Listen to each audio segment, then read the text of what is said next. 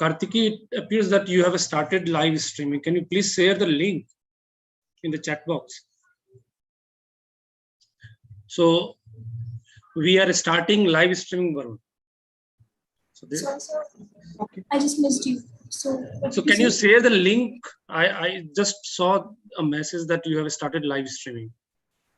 So I'm just asking where. So I'm just asking that. So he's helping me. So. Okay, thank you.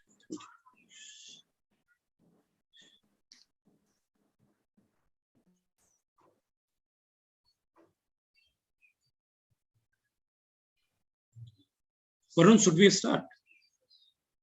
Yeah. Shall I? Yes. Okay. So good afternoon, everyone. Presenting the 2003 presidential address of the American Economic Association, Robert Lucas remarked, quote, "The central problem of depression prevention has been solved for all practical purposes and has in fact been solved for many decades," unquote. But 5 years down the line, in 2008, came the global financial crisis. The crisis, however, did not blemish this understanding of mainstream economics, but certainly warned us about its limits. Of late, in India, the study of economic history has been abandoned more in economics than in history. Economics curriculum in India has slowly been but progressively withdrawn from reflecting on the past to understand the present. But as the team of authors of the curriculum Open Access Resources in Economics, in short, the core, highlights, quote, "Economics should be taught as if the last 30 years had happened," unquote. As any other social science, economics too is strongly informed by history, politics, and philosophy. What better an opportunity than to listen to Dr. Alex M. Thomas, who is a prominent figure working and writing on history of economic thought and classical political economy. It gives me immense pleasure in welcoming Dr. Thomas in our midst today. Welcome, Dr. Thomas. Today's talk is titled Economic Crisis and in Economics Education.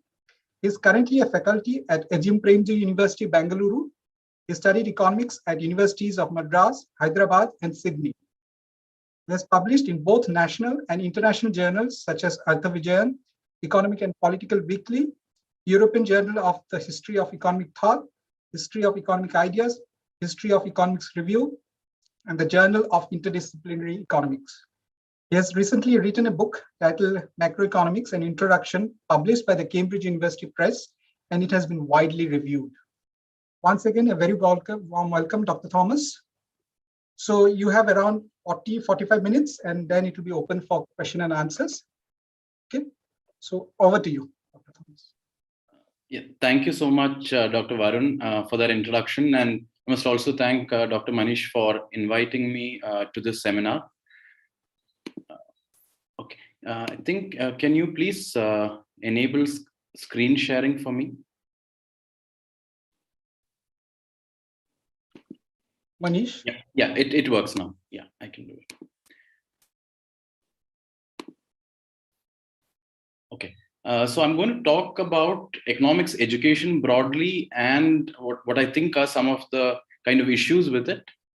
So this is the background to my work, and I've been doing some thinking around these issues, but coming at it from multiple angles.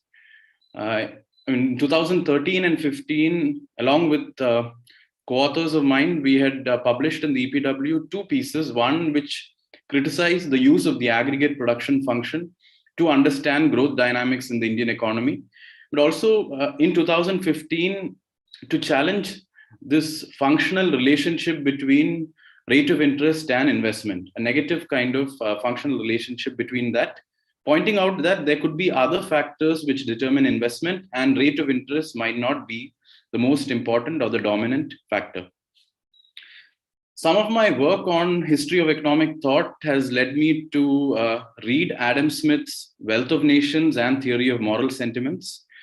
And there I've engaged a little more with his views on education, also his views on wages, which are very, very different from current mainstream economics. And this was then published in the Indian Journal of Human Development.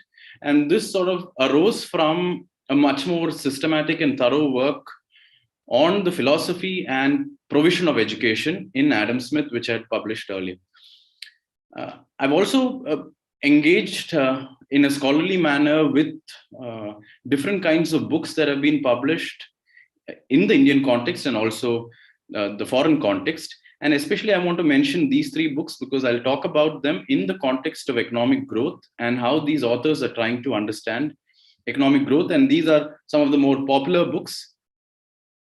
And finally, as Dr. Varun mentioned in the introduction, some of these themes end up in my book on macroeconomics. The outline of my presentation today is the following. I'm going to say something very brief about economic crisis. Then I'll talk a little bit about mainstream economics. In particular, as I mentioned in my abstract, I'm going to focus on the theory of income distribution and economic growth. That's the only thing that I'm going to focus on today. Then I'll present an alternative framework to understand income distribution and economic growth. Then I'll bring together these concepts, these theoretical concepts within the Indian context and make some remarks. And finally, I'll end with the benefits of pluralism. So let me begin by talking about economic crisis. And as is well known, the Great Depression of the 1930s was fundamentally characterized by unemployment. Now, at that time, the mainstream view, which is largely coming from the work of Arthur Pigou, was that there is some kind of a functional relationship between employment and wages.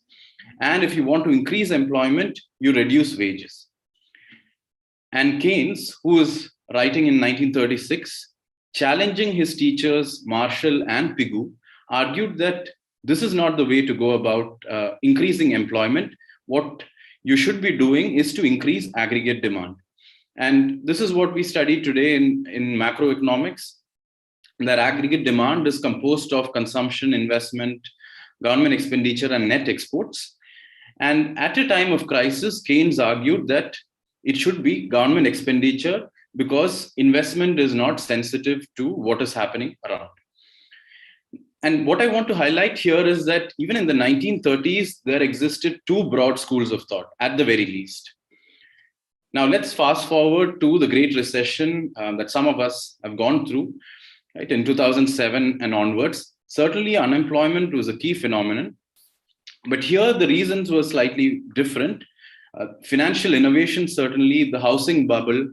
And what ended up happening is some people made private gains, but there were huge public losses.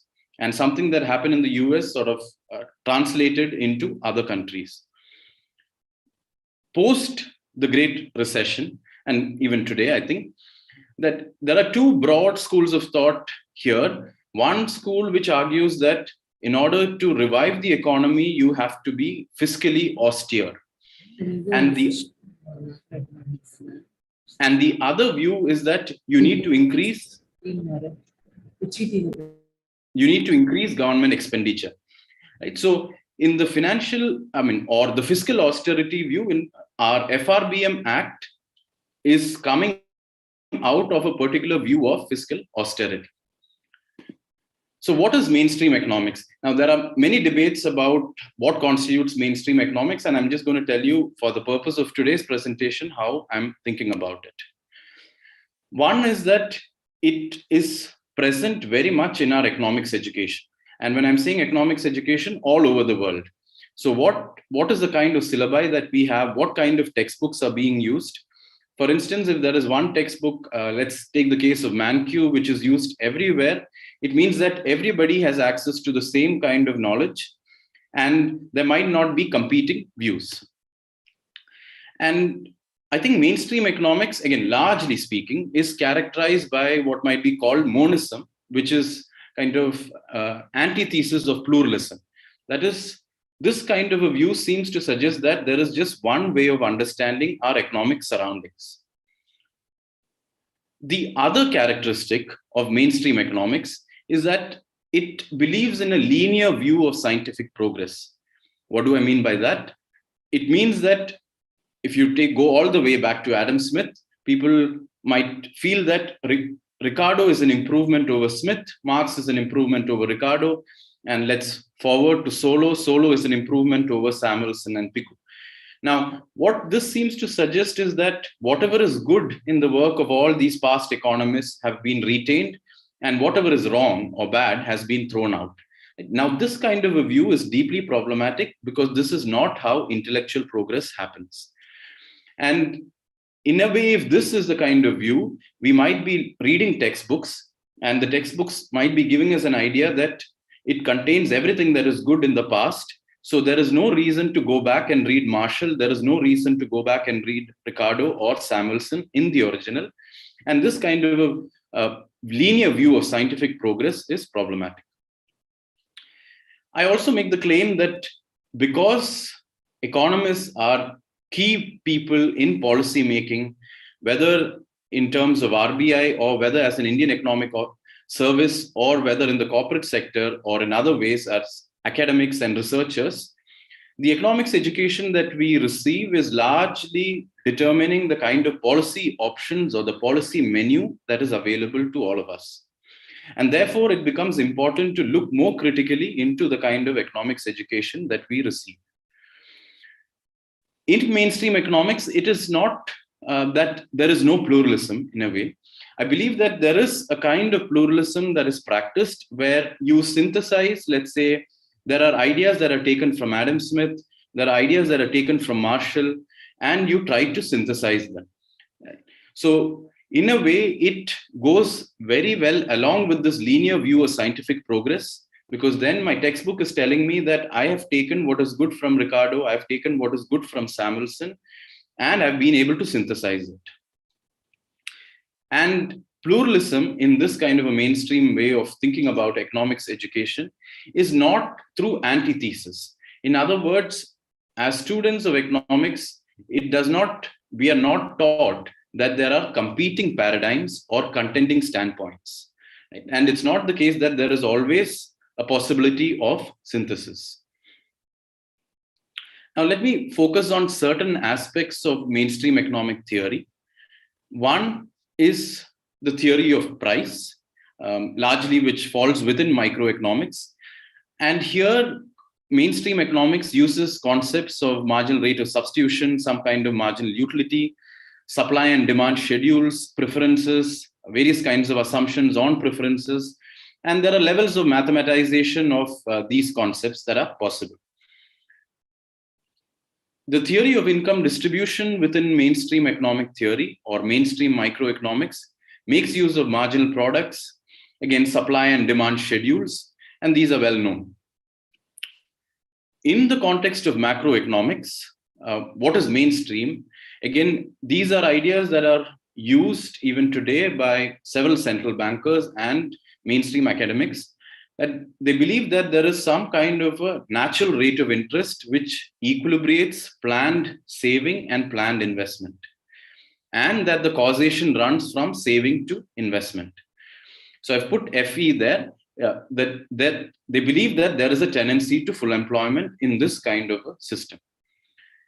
What is the kind of dominant understanding of theory of growth? It's largely built on the aggregate production function.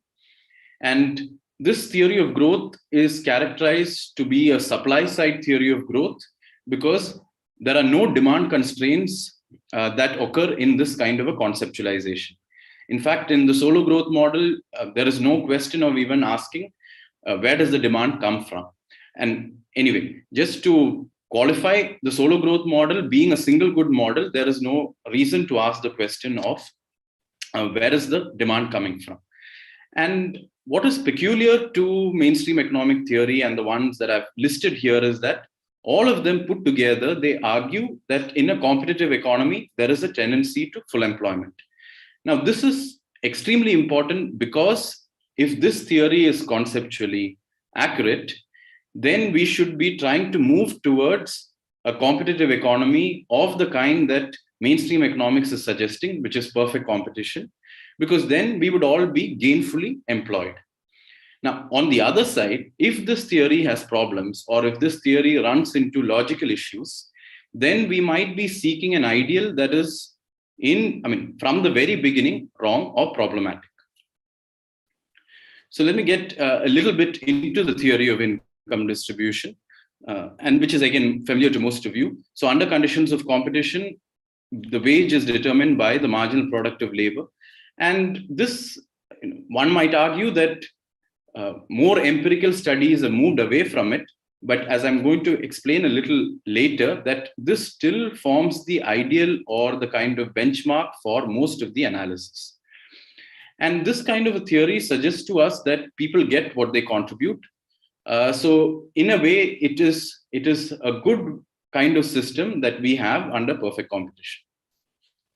Of course, it's not the case that mainstream economists do not engage with imperfections. There are various imperfections that people have written about, and people like Krugman have won the Nobel Prize for. Asymmetric information, wage rigidities, the work of Akerlof. So these are familiar. But as I mentioned, the benchmark still remains a competitive economy. And I think this is very crucial, because the idea of imperfect competition is like you're taking away, or you need the understanding of perfect competition to be able to articulate imperfect competition. Therefore, it becomes extremely important to critically engage with the idea of perfect competition. Right? So in that sense, the benchmark still remains a competitive economy. And the marginal productivity theory of income distribution suggests that under perfect competition, we will have a harmonious kind of life where there is no conflict and all of us get what we contribute.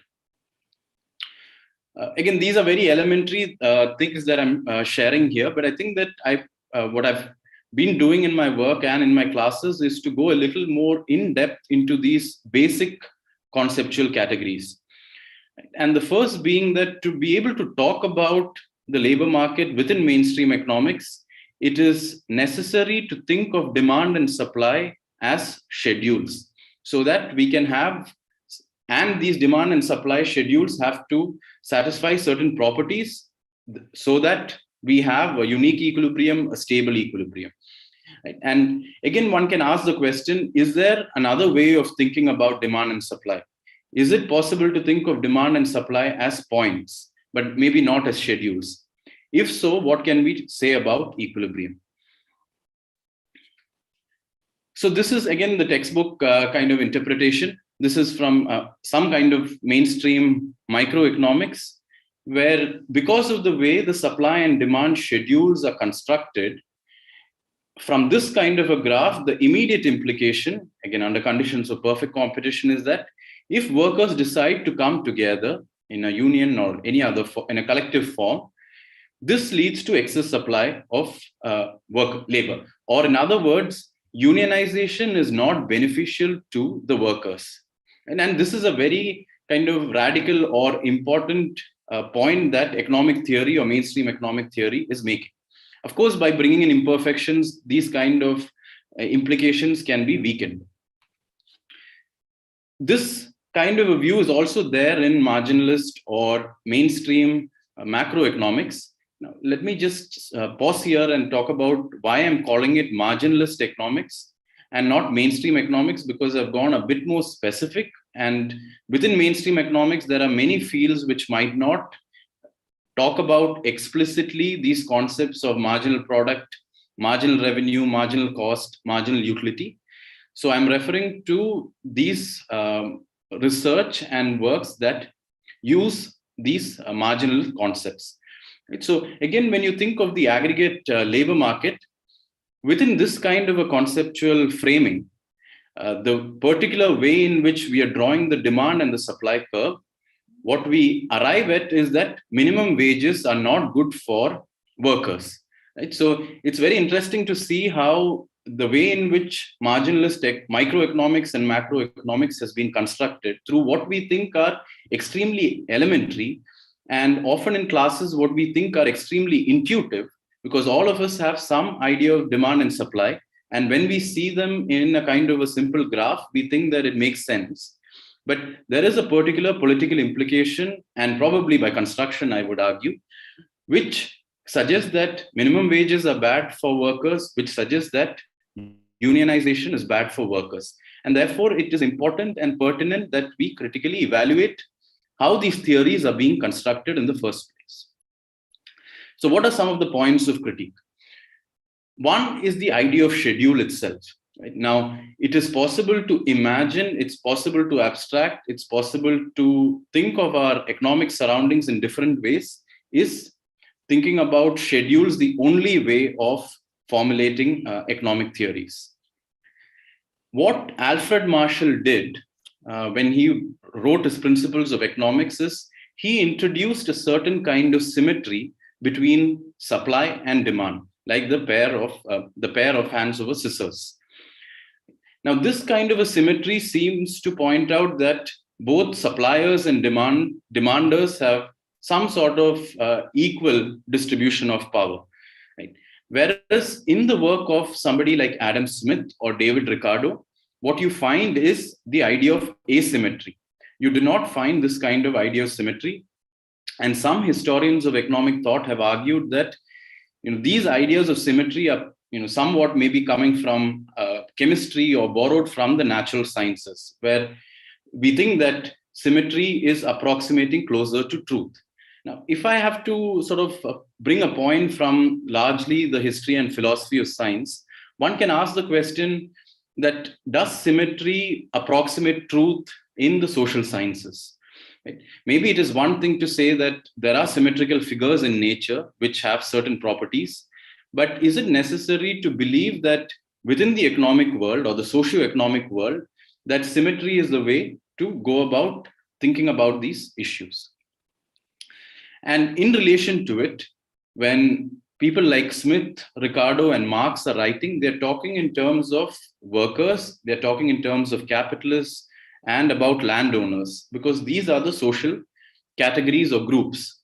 But then Marshall turns that into factors of production, where then labor is understood on par with capital. Whereas in the work of the political economists, it is very clear that capitalists have more power over workers. And similarly, the mechanisms of factors of production are very similar to that of commodities. And again, this can be questioned. I mean, do we think of labor as a commodity? I mean, is it ethical? Is it appropriate to think of labor, workers, people as commodities? Similarly, is it ethical to think of education as a commodity? Is it ethical to think of, or does it make sense, even within an economic framing, does it make sense to think of education and health as commodities? This reasoning at the margin does not begin with Marshall. It's a bit earlier. You can find it in the work of Jevons, Walras, and Menger, who are called sort of the originators of the marginalist thinking.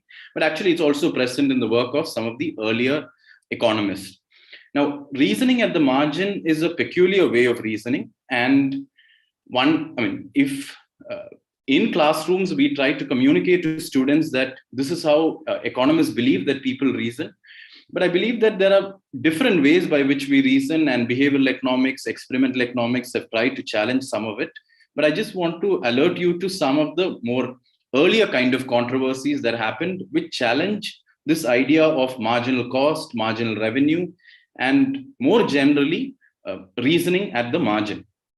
So there have been cost controversies in the 1920s and 1930s, where the economic historian Clapham pointed out that these categories of constant returns to scale, increasing returns to scale, they are like empty economic boxes. They have no theoretical content, and you cannot pack them with appropriate empirical content. Hall and Hitch conducted a survey and found out that marginal cost equal marginal revenue. That's not the way the entrepreneurs function. In the 1960s, there was also what is called Cambridge capital controversies, where economists like Joan Robinson and Piero Sraffa pointed out that the conception of capital within marginalist economics is problematic. And there's a lot of literature on this. So I'm not going to get into details of that. But essentially, what I want to highlight here is that there have historically been many controversies, and many of these controversies have been chucked out from microeconomics textbooks today, and also maybe macroeconomics textbooks as well. So we don't stop to think of how these concepts have actually arrived here in a more historical way, and because they have political and policy implications. So now let me contrast it with how wages are understood in political economy. One is that distribution is not endogenous like in mainstream economics, where your supply and demand curves endogenously determine wages. In political economy, in the work of Smith, Ricardo, and Marx, distribution is exogenous. Now, what do I mean by that? It means that they argued that it is largely history and culture which determines wages. So in this sense, political economy is fundamentally open to history. And they would also argue that wages in a way cannot be reduced to any kind of formula. Right? And you cannot give a mathematical form to these things because there are so many factors which affect it, and predominantly history and culture. And people who work in the political economy tradition and who continue to work in the political economy tradition today, they completely reject marginal productivity theory of income distribution, because the political economists acknowledge that there is a power differential between workers and capitalists. Whereas marginal productivity theory suggests that there is some kind of a harmonious relationship between capitalists and workers, or labor and capital, through the kind of the income distribution theory. So in political economy, there is a distributive conflict that is highlighted. And the work of Krishna Bharadwaj, the late Krishna Bharadwaj, who used to teach at JNU, I mean, she is engaged with political economy in a significant manner, and she has used the concepts from political economy to make sense of the Indian economy context. And in particular, she has also worked on Indian agriculture. So I want to highlight a particular quotation from Adam Smith's Wealth of Nations, because very often Adam Smith is, I think, misquoted, or the context is not fully laid out, where Adam Smith is often seen as the progenitor of Walrasian general equilibrium theory. In fact, Arrow mentions this in one of his books, that Smith had already found out allocative efficiency, and it is in their work now you have a formalizing for it. But anybody who reads Smith a bit more carefully, it is very clear that Adam Smith acknowledges power, and he's not saying that markets will solve all problems. And that's extremely clear. And I just want to share one quotation from The Wealth of Nations, where Smith is arguing that the masters or the capitalists have more power than the workers. And therefore, in fact, he points to how the capitalists also come together and collude, and therefore are able to keep the wages of the workers low. So in political economy, it is very clear that there is a distributive conflict between capitalists and workers. Now, let me move on to growth theories. And what do I mean by mainstream growth economics? There are many people who are working in growth, but I'm just selecting some people who might be more familiar to the audience. So Thomas Piketty's work, Capital in the 21st Century, is not fundamentally about growth. It's mainly talking about inequality. But if you look at his work, he discusses the idea of marginal productivity theory of income distribution, and he does not have any conceptual dissatisfactions with mainstream economics. So he assembles a lot of very interesting data and shows inequality. And even in his work, you notice that there are very many mainstream conceptual categories. Maybe this is a surprise to maybe depending on how you think of mainstream economics. And the reason I put An Uncertain Glory by Drees and Sen within mainstream growth economics is because in this book, again, if one reads closely, it is clear that explicitly they mention that they do not have any dissatisfaction with mainstream growth theory, such like that of Solow or Romer. And both Solow's and Romer's growth theories are fundamentally built on the aggregate production function. And as I mentioned earlier, they are supply-side growth theories.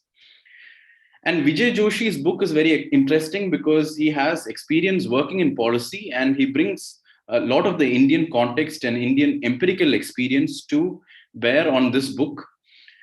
But even the way he is assembling all this data and different kinds of experience, it is from a supply-side framework.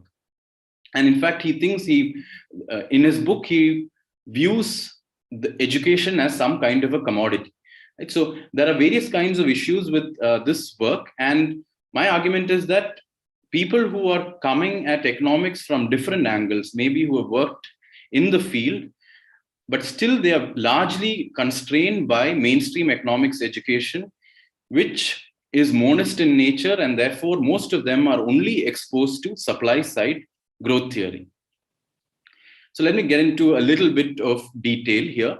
What do I mean by supply side growth theory? And all the names that I've put here, Solow, Romer, and Nordhaus, all of them have won the Nobel Prize for it for different kind of contributions. Nordhaus for extending this kind of a supply side growth theory to the environment, Romer for integrating technological progress, and Solow for laying out the first kind of marginalist growth theory. In a way, what drives it is technological progress or total factor productivity and some kind of labor growth. Right? So in this kind of a conception, if there is technological progress, we have economic growth. And as I mentioned earlier, there is no question of demand constraints. And since this is built around the marginalist architecture, there is a tendency to the full employment of labor. So I've just picked up some books. This is by Asimoglu and Robinson. Although they're detailing a lot of evidence internationally and bringing together non-economic factors under quotes, still the kind of conception is fundamentally supply side. This is a much more recent book. Again, when he's talking about growth, and this kind of a book is a vast expanse of understanding growth, as the subtitle says, from microorganisms to megacities. I'd read the portion on economic growth, and even there it's very clear that he's only aware of supply side growth theory, and the way in which he explains how growth happens is through the lens of mainstream supply side growth theory.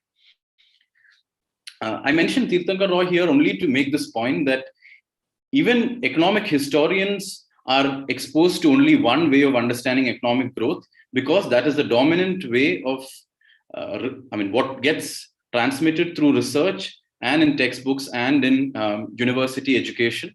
So people are only exposed to one way of looking at economic growth, and this seems to translate in multiple areas.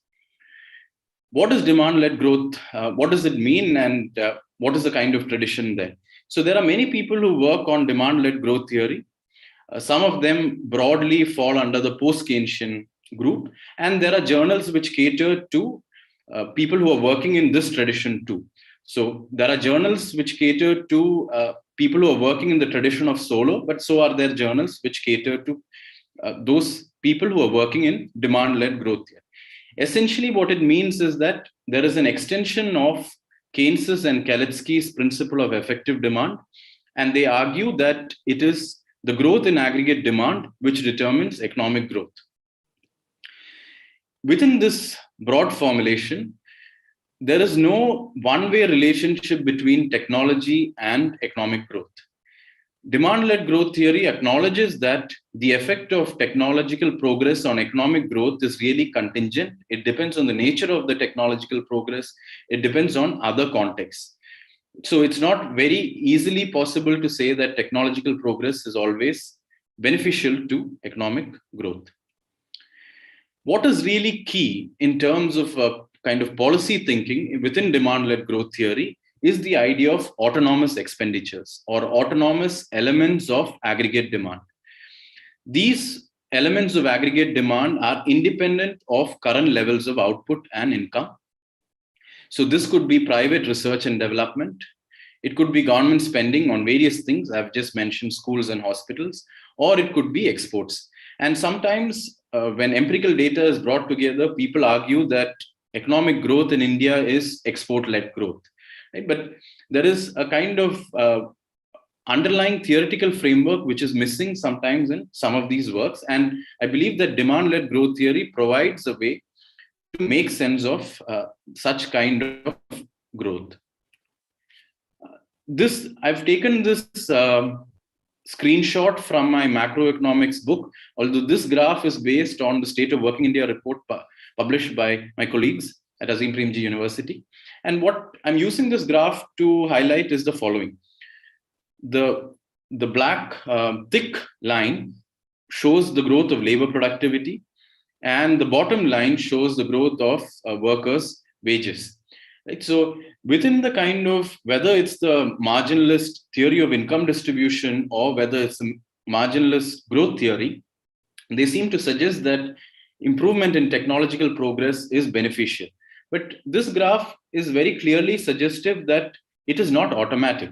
Even if there are increases in labor productivity, those kind of benefits might not be reaching the workers as it is visible from this graph. So what explains this kind of a divergence? And within the political economy tradition, it is very easy to explain this kind of a divergence. When I spoke about economic growth within the demand-led framework, in my book, I highlight this, that it is important that we pay attention to what is happening, not just at the aggregate, but also we go a little down to the sectoral level because of the way in which there is sectoral or structural interdependence. Now, there is some work which is now starting to come out or which has been revived in the mainstream tradition within network analysis, which tries to do something similar. Right? For instance, when COVID happened, if we had more data on input-output tables, not just at the level of the Indian economy, but also at the state levels, I believe we would have been able to better plan and respond to the COVID crisis, knowing what, when there is an increase or a shock to one sector, what happens to the other sectors. So let me now, I'm moving towards the end of the presentation and going to talk about concept and context. By concepts, I'm largely referring to theories, and context, I'm talking about the Indian economy context, and just make some preliminary remarks here. The mainstream concept or mainstream building block is methodological individualism. According to marginalist economics or in microeconomic theory, the fundamental unit of analysis is an individual. And because of the assumptions on preferences, that preferences cannot be dependent on each other, and there is no real learning possible because these preferences are exogenous. So my consumption actions do not have an impact on preferences. So one can argue that these individuals are largely asocial, ahistorical individuals, as opposed to political economy, where history is fundamental to it. Within the thinking about income distribution, there is distributional conflict, which is highlighted by the political economy tradition. And if we want to make sense of that within the Indian context, we need to bring in other kind of social identities.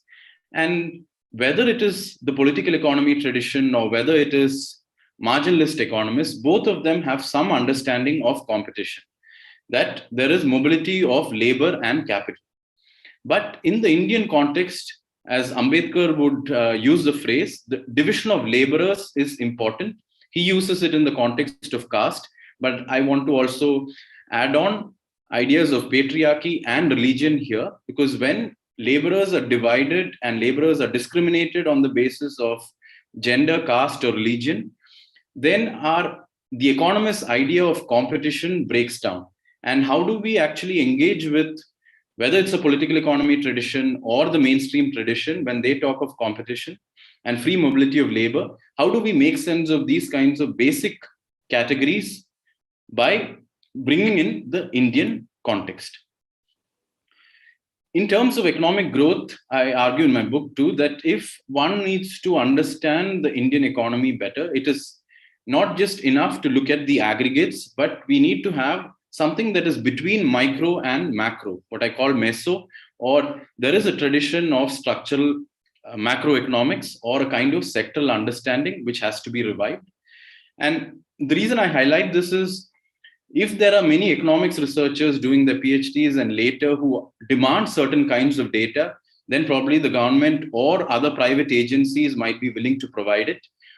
At a point in time, input-output analysis was extremely fashionable and popular in economics research. Today, it is not so, but it would be good to get this kind of data to complement existing micro data as well as macro data. And sometimes people ask this question, within demand-led growth theory, how do you address supply-side constraints? So demand-led growth theory is not suggesting that supply-side constraints do not operate. All that it's saying is that it is in a two-sector model, it is investment which determines saving, or in a more aggregate sense, it is aggregate demand or the growth of aggregate demand which determines the growth of aggregate output. Now, if there are supply side constraints like in the Indian context, one can have private R&D which is targeted to meet some of those. One can have government expenditure which is targeted to meet some of those supply side constraints, or one can formulate policies where we target foreign direct investment to meet some of those supply side constraints. So supply side constraints can easily be met within the demand-led theoretical context. So two more slides of concluding. So I've spoken a lot about economic theory, and initially I mentioned something about policy. And now I want to just give you a contrast between how, if one is exposed to only marginalist economics, what kind of policy suggestions easily emanate. Whereas if you are also exposed to the political economy tradition, what kind of policy suggestions come out. And let me just start off by some assumptions that both these traditions make. For marginalist economics, the basic building block is an individual, a ahistorical and asocial individual. For political economy, it is a social group or a social class. So these two are methodologically diverse. Within marginalist economics, distribution is endogenously determined through marginal productivity theory, whereas for political economy, it is determined exogenously as a function based on history and culture. In marginalist economics, the idea of supply and demand are understood as schedules, as functional forms, and the idea of a downward sloping demand for labor schedule particularly is crucial. Whereas in the political economy tradition, and I'm talking about people like Smith, Ricardo, later work of Piero Sraffa, Krishna Bharadwaj, and people who continue to work in this tradition, there is no monotonic inverse relationship between the real wage and the demand for labor. So many of the kind of policy conclusions that arise from marginalist economics simply do not exist in political economy. In marginalist economics, aggregate output is determined by the production function, a supply side idea. Whereas in the political economy tradition, which also takes up ideas from Keynes and Kalecki, aggregate output is determined by aggregate demand. And this is also in the case of economic growth. Within mainstream economics, there is no tendency to unemployment under perfect competition. You can have temporary unemployment by bringing in some kind of imperfections. Within the political economy tradition, there is a tendency to unemployment under conditions of competition. Again, these are extremely divergent. So based on this kind of simple concepts and categories that I presented, very elementary ones, the policy suggestion seems to be from within marginalist economics that it seems to be against minimum wages and unionizing because they're arguing it's not good for the workers. And the policy seems to favor some kind of austerity or cutting down of government expenditure. Whereas within the political economy tradition, it is very clear that social issues require more active ways of government intervention or active policy making and active politics. And government expenditure has to be used proactively and in beneficial ways to improve supply side constraints and to have certain kind of rights like health and education. So actually I have one more slide after this. So this is an article which was recently published in the Journal of Government and Economics by Phelps, who won the Nobel Prize, and for his work on micro foundations of macroeconomics. And Phelps is a mainstream marginalist economist. So the reason I wanted to share this today is because the abstract, or if you read the paper, he's claiming that there are two ways to understand the world. According to him, one is the Keynesian way and one is the marginalist or the neoclassical way. And he's saying why he disagrees with the Keynesian theories. Right? So in a way, what I want to highlight from this is that within, whether it's macroeconomics or microeconomics or any field in economics, there are always contending theories and contending standpoints. And if one is exposed to both schools of thought, you'll be able to critically engage with articles like this and have a better understanding of where you stand. Maybe you might disagree with Phelps if you are exposed to both schools of thought, or maybe you might agree with Phelps even though you're exposed to both schools of thought. And in a way, this will enable us to engage with the kind of research that is happening within economics. So to conclude, what I've tried to argue here is that within economics, since the time of Adam Smith, there have always existed multiple theories or multiple paradigms or multiple schools of thought.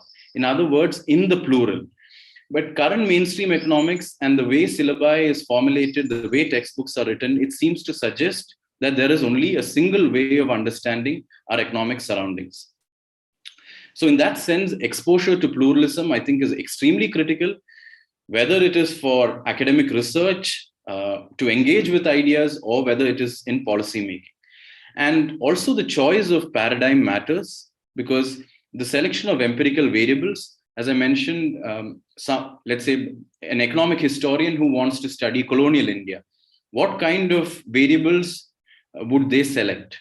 If you're a supply side growth theorist, you might look for certain variables. If you're a demand-led growth theorist, you might look for certain other variables. So even at the level of selection of empirical variables, these broad conceptual categories and schools of thought matter. And even in policy advice, sometimes the kind of empirical evidence that is gathered is constrained by the paradigm that you're working in. Therefore, policy advice is also constrained by the kind of school of thought that you're exposed to. So in my book, what I've tried to do, going against the kind of the traditional way of writing textbooks, is to point out that there are two schools of thought, and I've critically engaged with both of them and bringing in some kind of Indian context to bear upon them. Because as I said, it's not the case that just because I disagree with marginalist economics and I have more affinity with political economy, conceptual categories can directly be applied to the Indian context.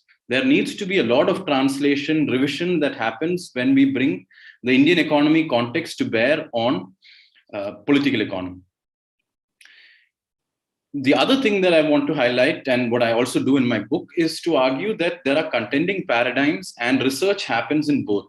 So it's not the case that research happens only in marginalist economics. Of course, that is the dominant or the mainstream one, but there are many journals which cater to research which happens in political economy traditions.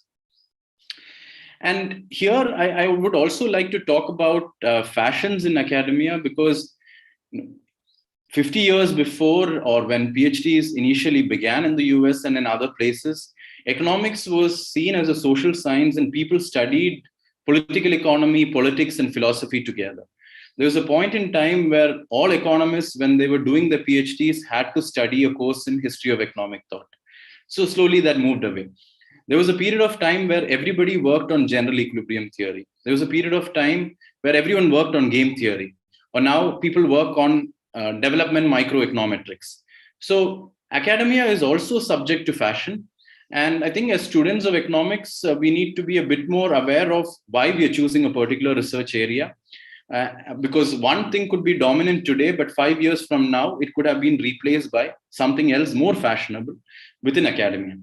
In that sense, I believe that having a better appreciation of the history of economic thought allows us also to understand how knowledge is produced and disseminated. And what is popular today might not be popular tomorrow, or what is popular today need not be even the best way of understanding our surroundings. This is the last point that I want to make, that as economists, as social scientists, we are all trying to make sense of the economy around us. And broadly, I might say that we have theoretical knowledge. There are different schools of thought.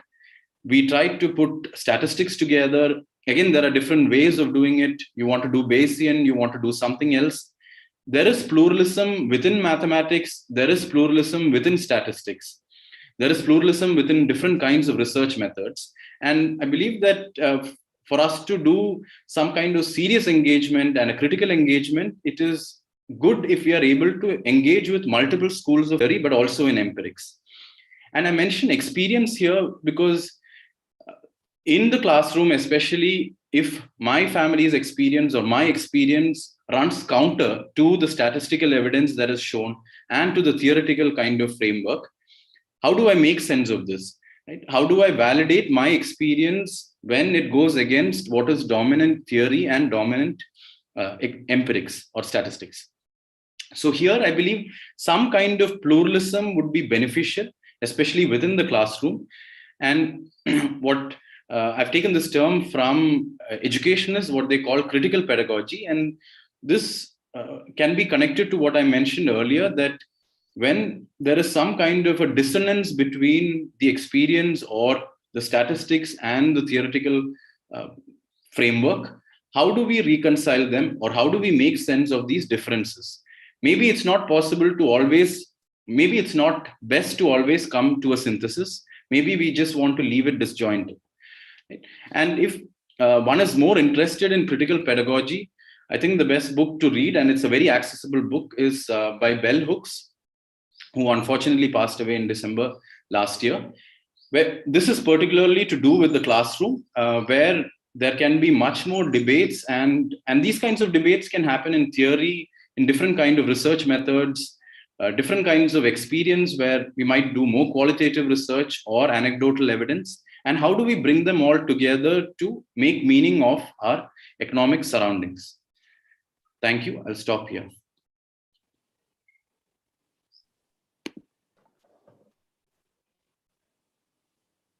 Thank you, Alex, for such a thought-provoking and refreshing talk.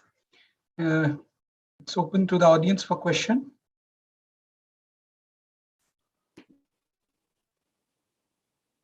Any question? Yeah. Can everyone hear me? Yeah. Oh, I think Praveen can go first. Okay. Thank you. So first of all, Alex sir, it's so good to see you. I was a student of University of Hyderabad, and I have attended classes of Lima sir and Omkarnath sir. I've heard a lot about you. So it's so good to see you. So first of all, I will ask some questions. I have 2-3 things that I wanted to ask you. You defined mainstream economics as something which dominates economics textbook, right? So I have often seen that market failure, the idea that market fails, it also dominates economic textbook. I mean, I have not seen any professor, who does not talk about market failure, but I have not seen many people talking about government failure on the other hand. I mean, I have seen in my classrooms, I have attended 3 different universities for my BA, MA, and I'm doing MPhil here. People talking about market as a problem, government as a solution, right? And I want to ask you that who has the higher chances to fail? And I have often seen, I'm not talking about any particular government, but the governments has the higher probability to fail. I mean, there is chances of lobbying, there is chances of populism and all that. So why not vice versa? And what do you think about it, right? Introducing government failure in classrooms as well. That, we introduce market failures. Number 1. Number 2, I was looking at the concept note and some of your other talks. Too much talk about Smith, Marshall, Ricardo, Marx, Keynes. I often seen in Indian academia, especially, people not talking about Frederick Hayek. So I want to ask you: is Hayek a mainstream economist as well? And this is my question to you, because he is not often been talked about. People always talk about the general theory of employment, interest, and money, Das Capital, Thomas Piketty book, but not the road to serfdom, right? So this is another question. And why I'm asking you this question is that because I often feel that in this system where government-led thinking always dominates, somehow I think that it dominates Indian academia. Reforms are very tough to introduce. And I will give you one example, a 1991 reform. And when I was doing some research on it, I found out that it took 20-30 years. Jagdish Bhakti, T.N. Srinivasan, all Padma Desai, all these people used to write about 1991 reform for 20 years maybe. And if the crisis didn't happen in India, it would not have been possible to introduce reform in India. So this is basically why this is the motivation of my question to ask you this, that there is a effect that happens if you introduce more government-led thinking. Somehow market, the idea that market is beautiful. Also, I mean, government, we need government, but so much hatred is being toward market-led theories. I have often seen John Robinson's something said about Keynesian theory, abusive word. I don't know whether it is true or not, but somehow mainstream economists being abused by professors. I'm so sorry I'm saying that. And another question, just a small thing that I wanted to add is that you define crisis as the Great Depression or recession, right? Often people do, they define crisis as them. Why not failure of centralized planning system is a crisis, right? I mean, USSR failure, can I call it crisis when I teach economics maybe 5-10 years later? And that's it. And one last thing about the conclusion you said that there are fashions in academia, right? You said that people used to work on game theory years back, general equilibrium years back. I know some people who today also work on that. Like in DSE, many professors work on game theory. So, what is your comment on that? I mean, fashions is something that comes and goes, but I don't think academy. I mean, I don't understand that point. So, all these questions, and again, it's very nice. Varun, can I respond to this question and then move to the other question? Yeah, sure. Yeah. So, okay, let me try to be brief. Your first question of government failure and market failure, at least the way I want to think of it is that both markets and governments are constructed by people. There is nothing natural about a market. There is nothing natural about a government, which means that if the construction is poor, markets can fail, the governments can fail. So I don't think that one is, so it really depends on, or what one would say, how you design these ways of organizing society. Whatever, there are different ways to form governments. There are different kinds of electoral processes that can be followed. Similarly, there can be different ways to determine and form markets. So I don't believe that, and because both are run by people, both can fail. And because people are coming with certain kind of prejudices, whether it is, and we are operating within the caste system, within patriarchy, various kinds of other things, this can be the case whether it is the market or whether it's the government. So I don't think that there is so much of a distinction between the two. And I would like to think of it this way. But I'll make one point here, which is that when people talk about market failure itself is the idea that the first responsibility has to be given to the market. Which is that, so if education, because education has externalities, therefore we have to let the government enter. I'm saying that we can think of it differently, perhaps, because there are some things which I believe are rights. So we don't need to even go to the market failure. We want to have a good government education, right? So it's possible to make that argument too. So anyway, just to be brief about this whole point, I believe that it's possible to design different kinds of markets. It's possible to design different kind of governments, and both of them can fail.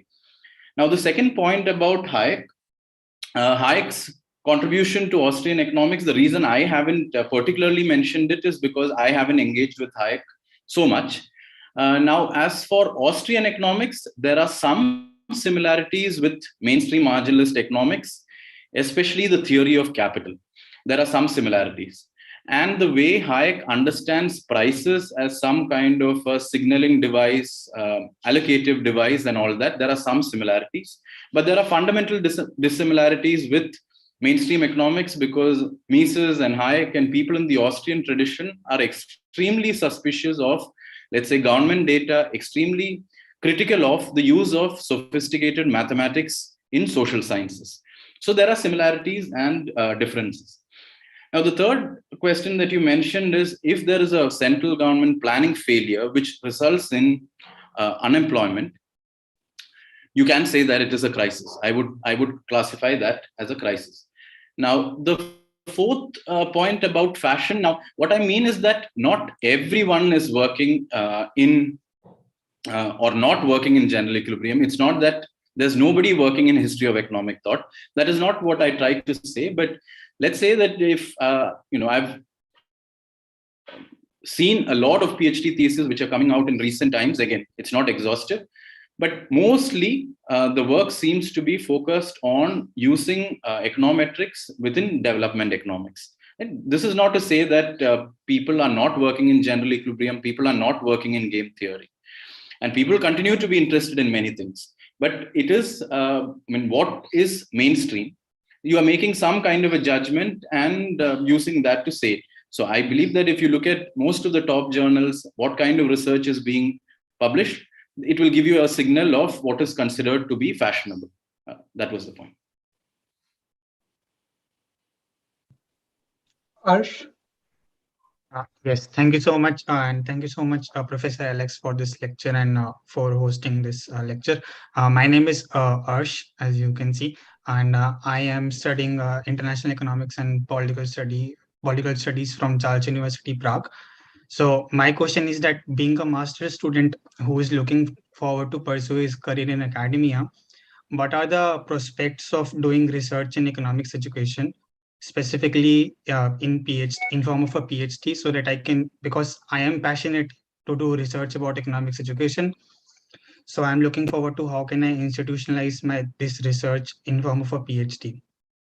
And my second question is that how do you suggest to change the way economics is being taught in Indian universities? I mean, how should professors bring more heterodoxy and pluralism in the way they are teaching economics currently? Thank you. Okay, thanks, Arsh. To actually, honestly, to the first question, I don't know the answer, right? Because if you're saying how, whether you should pursue economics of education or economics education, it really depends on how you want to conceptualize it and how you would situate it within either a broader theoretical framework or what kind of empirical questions that you would be asking. So, but beyond that, I don't think I have any expertise or experience to comment on it. As to your second question of what kind of changes can be done, again, it depends on how one wants to do it. So, for instance, I believe that because the Indian economy is largely dependent on agriculture directly or indirectly, I believe that all BA economics and MA economics courses should have a significant engagement with agriculture. Now, this could be maybe as an optional course of agricultural economics, or it could be that we want to have agriculture integrated within microeconomics and macroeconomics. So how do we do that? Or if we say that questions of caste are extremely central, it's not that I have a elective on the economics of caste, but I would want to integrate it within microeconomics and macroeconomics. And how do we do that? Right? And these are, I don't have a ready-made answer for these things, because traditionally we've been following certain styles of looking at textbooks and all that. And because our context is different, and because as students we want to be able to connect it with what's happening around us, you can do that. So either one has, let's say, microeconomics, and within that one teaches mainstream economics as well as an alternative, or you try to divide it into two. Right? So, for instance, if there is a course on labor economics, it's possible to have different theories of labor. And within, let's say, 3 broad schools of thought, within each broad school of thought, we can put empirical papers as well, because there is a lot of empirical work which are done in all these traditions. So that students get a flavor of how debates happen within each school. And maybe in the classroom, we can also debate how we might want to think of connections across these schools. Thank you so much for your response. Moyuk, please raise your hand. Thank you, Alex, for the talk. Can you hear me? Yeah. So my first question is that you talked about the demand-led growth theory in the place of supply-side growth theory, Robert Solow or Robert Didon. So I was asking that in the demand-led growth theory, like how they are approaching the models, like how they are doing those things. Like in the demand-led growth theory, like they have a supply side, or they only have the demand side in the model, and they developing the growth theory. My second question is that like as you said that there is a mainstream economics and there is a political economics, so is there any middle view, like any like in between them, like they are using both of these? Like in the economics I read in macro, like I never saw anything about the surplus value that Marx introduced, so that has been sidelined. So these things, so This is my second question, is that how can we like use the both of these theories when we build a theory? And my third question is that in the Romer's model, in the supply side growth theory, the he micro-founded the model, and he explicitly introduced the household sector in the model, and they are called the Ramsey households, and there is a preference structure in the model. So how can you say that the Romer model is a supply side model, because there is a preference structure in the model, and that directly relates to the demand? So that is my last question. Thank you. Thanks, Moyuk, for those questions. So first, I mean, in terms of demand-led growth theory, essentially, the easiest way to at least explain it verbally is to think that if we were to extend the Keynesian short-run principle of effective demand into the long run, incorporating time and which has changes in productive capacity, that's the way it happens. But if you want specific references and literature on it, you can look at my book, and there's a chapter on economic growth where I give some starting literature which does modeling. And there are also, I mean, I don't think it's there in my book, but if you search in Google, you'll also find more articles which are, found statistical data also. So that should be easy for you to find. The second question, I think it's a interesting question, and it's also a challenging question. You mentioned the middle path, and in fact, many of my students also ask this question, because in class I tell them, see, I'm going to teach you two different schools of thought. I might have a preference for one, but that does not mean that you have to have a preference for the same.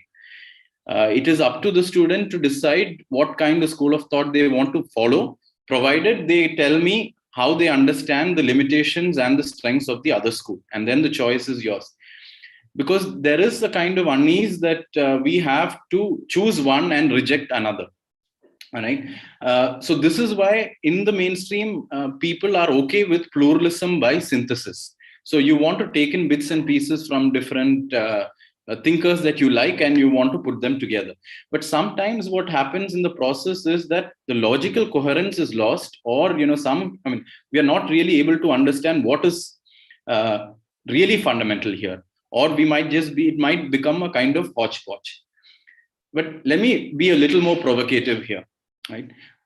When we think of truth, or what we are trying to achieve as some kind of knowledge or truth in the social sciences, there is no reason to believe that the middle way is the truth.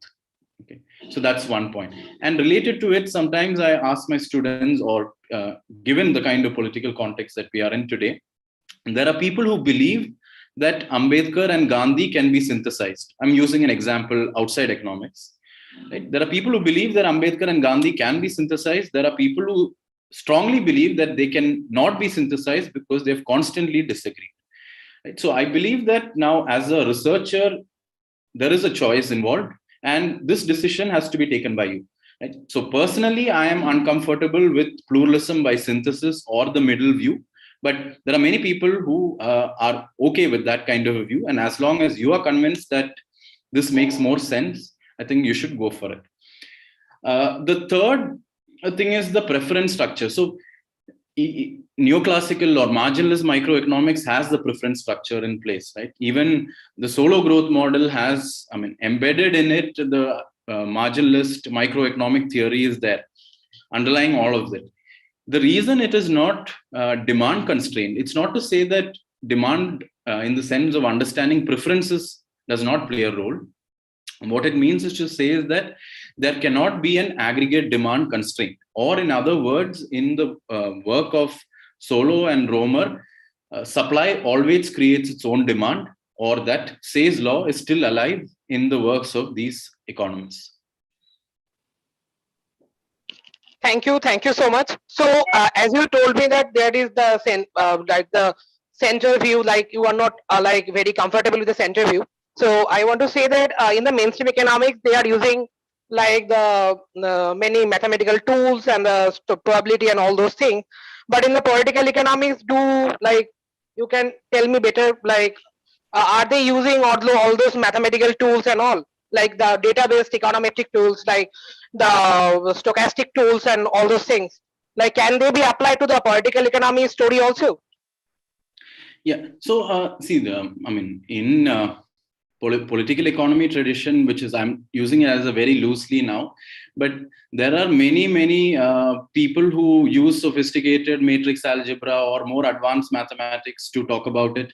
People also use different kinds of econometrics to talk about it, because just like there is I mean, if you're working in any kind of a theoretical framework, mathematics is a language, statistics is a way of collecting and presenting evidence.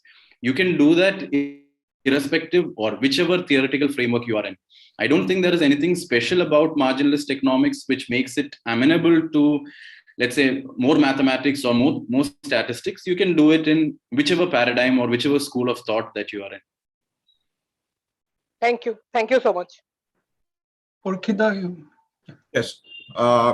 Nice talk, Alex. I have a question. I will try to keep it short. It may get a bit longish. Let me first sort of give you my overarching comment or point, which is that mostly what there are two aspects, right, about economics investigations. One is how the world works, right? And the other is how can we change it for the better? So going back to Marx's famous statement, right? Philosophers are worried about the world, but the task is how to change it. Now, your criticism seems very much directed at the sort of mainstream theories about how the world works, right? And I wish to I want to push towards a view that the emphasis should be less there. I mean, some emphasis there, but also on questions of policy and remedial measures. In other words, maybe it's not so much that our answers are wrong, but that the questions we are asking are not right. So I'll try to make it concrete with two examples, right? One is this macroeconomic problems of the Western economies, America, Europe. The depression, the main problem in the depression was macroeconomic instability, right? That was the root cause. I mean, inequality was a huge problem, very high, but I think the worldwide suffering and perception was that it's the 25% unemployment rate after the stock market crash, which is the problem. Now, I think we draw too much parallel between that and 2008. It's true that the 2008 was initially a very this thing, but you look at the unemployment rates especially in the US, right, which had a huge stimulus. I mean, today it's at historically low levels. So it's not so much the shut down factories and the people out of jobs. It's the structural inequality which has emerged in the last 40 years, right? Wages of non-collegiate workers have been stagnant. At the lower end, it's in decline. Now, does mainstream economics have an explanation for that? Well, you look at textbook Heckscher-Ohlin models and factor price equalization theorems. That says exactly this is what is going to happen if America and Europe open up to trade with a large low-wage economy like China. Yes.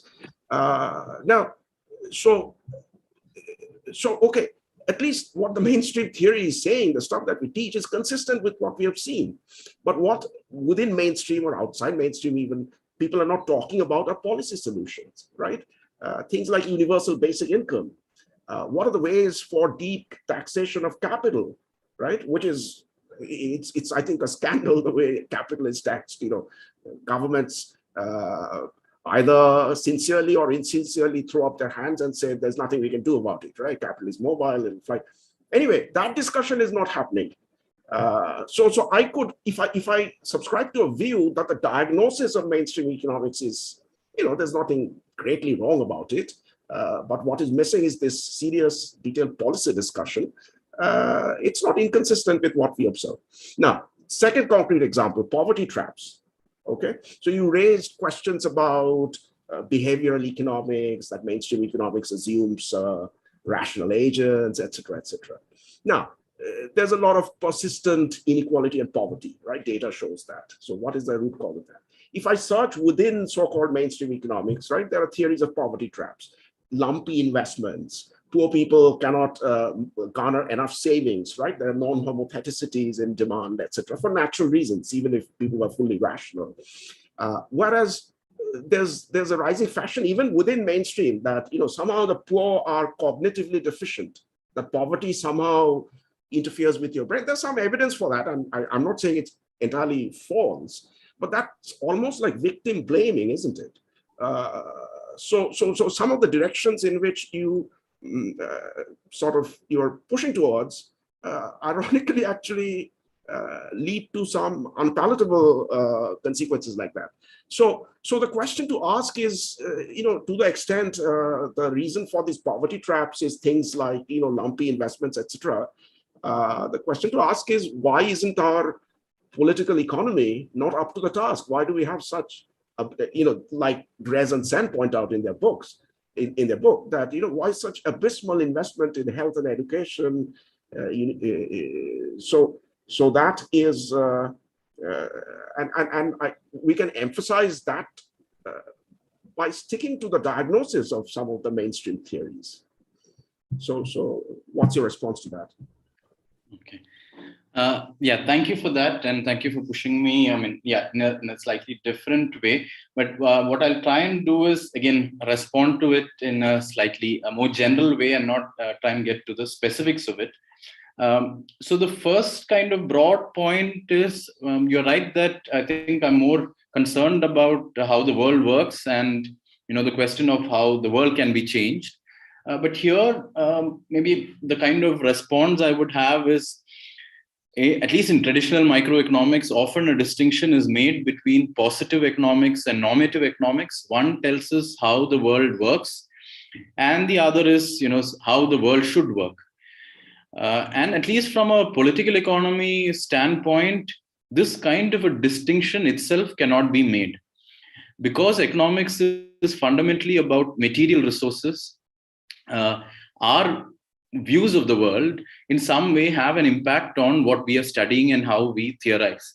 So a kind of, as one of my teachers once wrote, that if I'm a physicist or a chemist and I'm studying atoms, my political ideology often does not, it cannot impact the dynamics of the atom.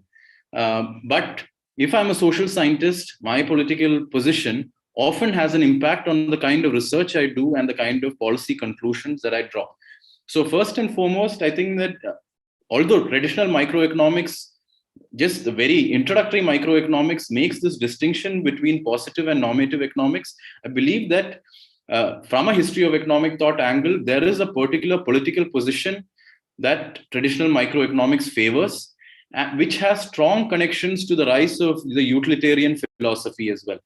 And if we are able to bring these to bear in textbooks, I believe that as students of economics, we'll have a better understanding of where these ideas are coming from. The second point is, it's true that with marginalist economics, if we introduce imperfections and if we introduce some kind of behavioral adjustments or ad hoc changes, unemployment can be explained. I think all issues can be explained within mainstream economics. And I believe this is partly the reason for its dominance, because irrespective of your political position, we can make changes, small changes, not to the core structure of the theory, but on the periphery, different kind of things, and you can arrive at different kind of empirical conclusions.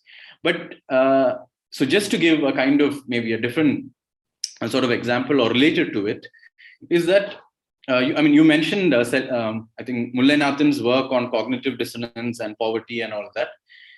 In my reading of Adam Smith, his Wealth of Nations and Theory of Moral Sentiments, it's very clear in his work that he thinks that education should be a right.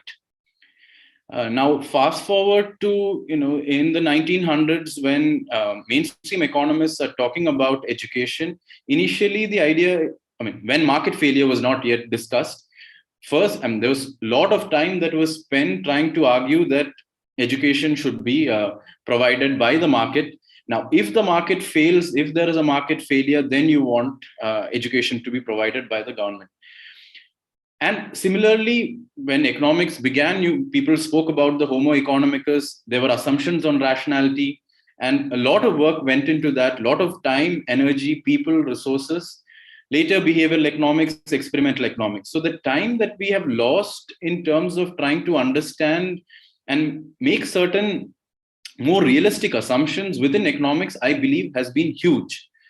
So again, just to make another kind of point from history of economic thought, in a way, the solo growth model is telling us with technological progress that technology is important, labor is important.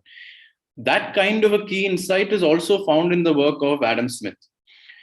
Of course, this is within a different kind of technical sophistication, but in terms of value addition to what needs to be done, these ideas were already present. So why didn't we act on it? That is an open question.